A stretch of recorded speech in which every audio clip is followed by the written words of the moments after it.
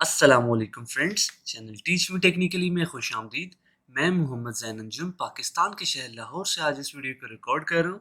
और आज के इस लेक्चर के अंदर हम जिस टॉपिक पे बात करने वाले हैं वो है कि मैट्रिक्स की एडिशन या फिर सब्ट्रैक्शन कैसे हम कर सकते हैं अपने सी प्लस प्लस के अंदर। ठीक है, सो हम फर्स्ट ऑफ ऑल देखेंगे कि मैट्रिक्स की एडिशन और मैट्रिक्स की सब्ट्रैक्शन कैसे करेंगे। ठीक है, सो चलते हैं हम अपने विजुअल स्टूडियो के अंदर।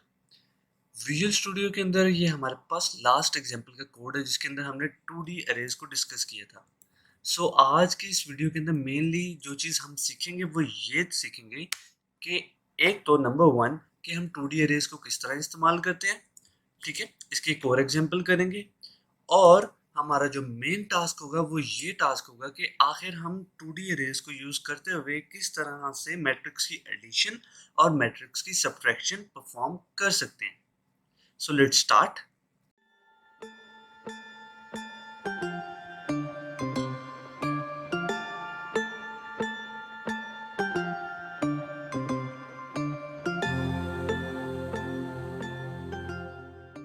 आज की इस वीडियो को मुकम्मल करने के लिए हमें तीन मैट्रिक्स बनाने पड़ेंगे। नंबर वन होगा मैट्रिक्स ए और नंबर टू होगा मैट्रिक्स बी। मैट्रिक्स ए और बी दो डिफरेंट मैट्रिक्सेस होंगे जिसके ऊपर हम एडिशन या फिर सब्ट्रैक्शन का फंक्शन ऑपरेट करेंगे और उस फंक्शन को चलाने के बाद हमारी जो वैल्यू होगी वो जाकर सेव होगी मैट्रिक्स सी के अंदर। ठीक है, सो हमारे पास टोटल कितने मैट्रिक्स होंगे? तीन। सो हम स्टार्ट करते हैं।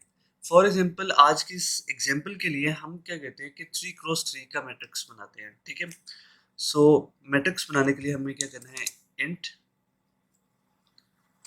इसका नाम रख देते हैं हम मैट्रिक्स ए 3 3। ठीक है, सो ये हमारे पास आ गया सिंटैक्स के आखिर हम किस तरह से मैट्रिक्स बना सकते हैं। ठीक है, सो ये मैट्रिक्स डिक्लेयर हो गया। इसके बाद दूसरा मैट्रिक्स बनाते हैं, मैट्रिक्स बी। और फाइनली हम अपने पास बना लेते हैं मैट्रिक्स सी और वो भी है 3x3 है। ठीक है, अब यहाँ तक हमने क्या कर लिया कि हमने अपने पास तीन मैट्रिक्स डिक्लेयर कर लिए हैं।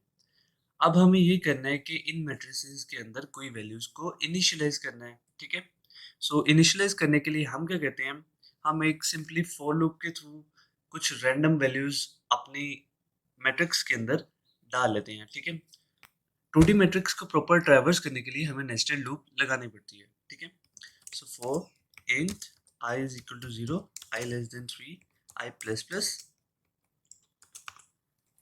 for int I, j is equal to 0, j less than 3, j plus plus।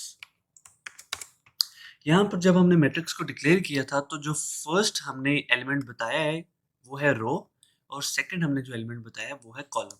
सो मतलब ये है कि ये हमारा 3x3 का मैट्रिक्स बनेगा।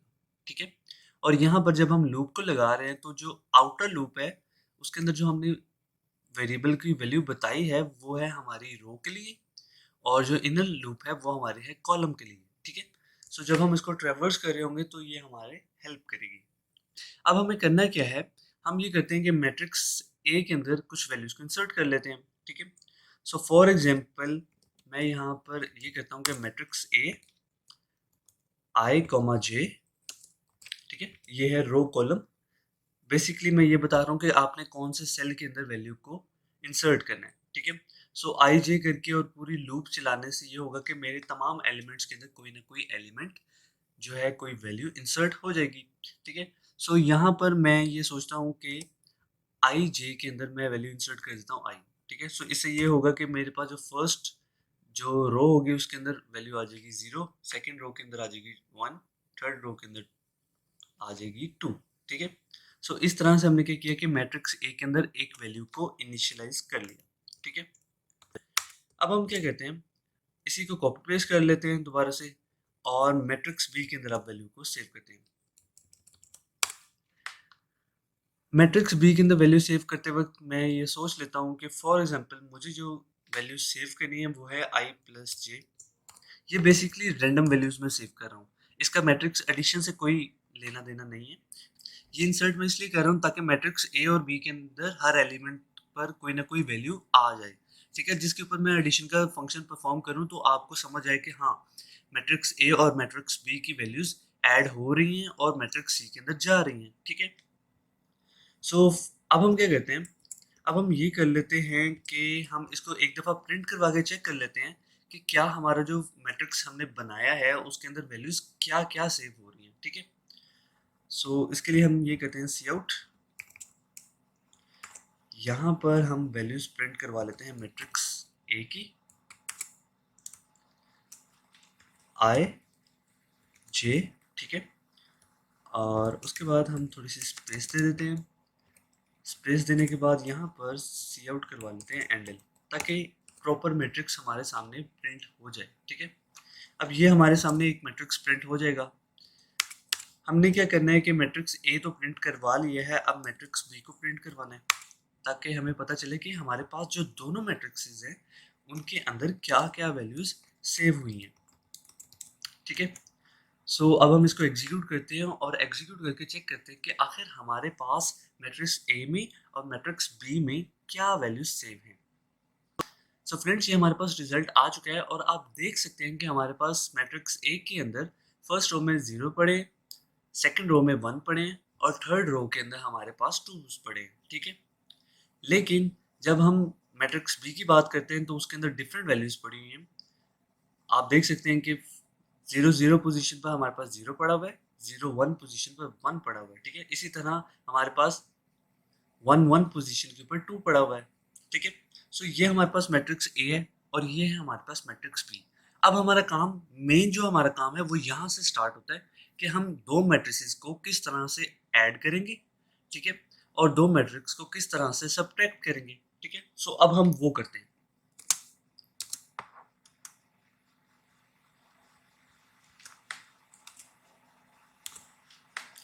सो अब हम करने वाले हैं फर्स्ट ऑफ ऑल मैट्रिक्स की एडिशन।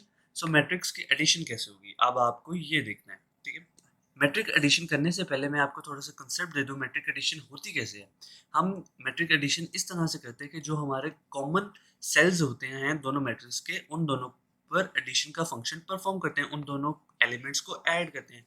और इसी तरह सब्ट्रैक्शन भी ऐसी होती है कि वो दो एलिमेंट्स जो कि कॉमन सेल के अंदर है हमारे पास, ठीक है, जिनकी लोकेशन सेम है, उनको हम ऐड या फिर सब्ट्रैक्ट करते हैं, ठीक है। अब फॉर एग्जांपल हमने इन दोनों मैट्रिक्स ए और बी को ऐड करना है, तो हम कैसे करेंगे, 0 पोजीशन वाला यहाँ से हम लेंगे और 0 पोजीशन यहाँ से, ठीक है। और जो हमारे पास नया मैट्रिक्स बनेगा उसकी 0 पोजीशन पर हमारे पास इन दोनों का सम होगा। सो 0 प्लस 0 यहाँ पर आ जाएगा 0, ठीक है।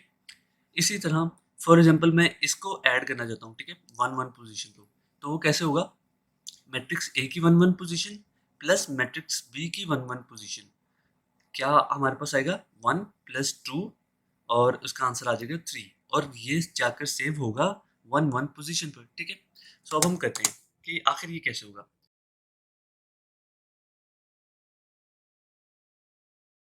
सो फ्रेंड्स, मुझे उम्मीद है आपको आज का लेक्चर समझ आया होगा।